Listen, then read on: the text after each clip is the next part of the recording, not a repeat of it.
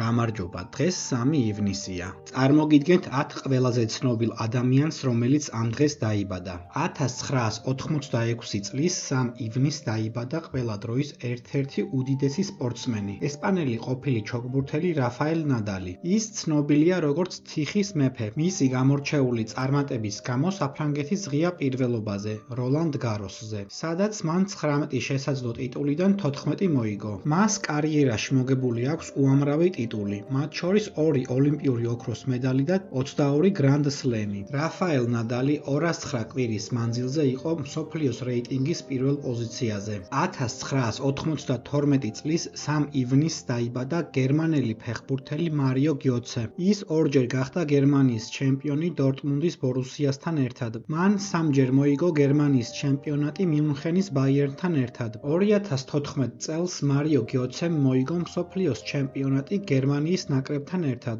1993 წლის 3 ივნისს დაიბადა ამერიკელი ყოფილი კალათბურთელი ოტო პორტერ ჯუნიორი. 2022 წელს ის გახდა NBA-ის ჩემპიონი Golden State Warriors-თან ერთად. 1980 წლის 3 ივნისს დაიბადა იტალიელი ყოფილი ფეხბურთელი ამაური. 1989 წლის 3 ივნისს დაიბადა ინგლისელი მსახიობი იმოჯენ პუტსი. 1986 წლის 3 ივნისს დაიბადა დომინიკელი კალათბურთელი ალ ჰორფორდი. 2024 წელს ის გახდა NBA-ის ჩემპიონი ბოსტონ სელტიკსთან ერთად. 1985 წლის 3 ივნისს დაიბადა პოლონელი ყოფილი ფეხბურთელი და ამჟამად მწვრთნელი ლუკას პისჩეკი. მან 11 წელი გაატარა დორტმუნდის ბორუსიაში და ორჯერ გახდა გერმანიის ჩემპიონი. 1950 წლის 3 ივნისს დაიბადა ამერიკელი როკ მუსიკოსი, ბას გიტარისტი, კომპოზიტორი და მსახიობი სუზი კვატრო.